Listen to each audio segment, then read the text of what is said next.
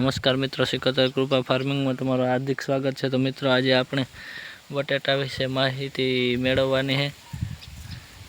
તો બટેટા આપણે દિવાળીમાંથી લગાવ્યા હતા અને અત્યારે સુકાઈ ગયા, જે અમુક છોડવા સુકાઈ ગયા તેને ગોડવાની ટ્રાય કરી।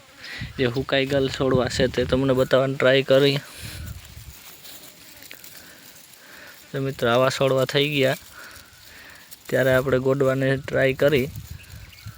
આવું કંઈક નજારો હે, આ ગોડવાની ટ્રાય કરી તો બટેટા નીકળ્યા આમાંથી। મને એવું હતું કે નહીં બટેટા બહુ થાય, બાકી આ બટેટા થયા ને આ જગ્યા થોડીક એક ઓલી હતી, એકદમ ઓલામાં ખાલી ટ્રાય પૂરતા નાખ્યા હતા। તો જોવો મિત્રો બટેટા આપણે ગોડેને જોઈએ।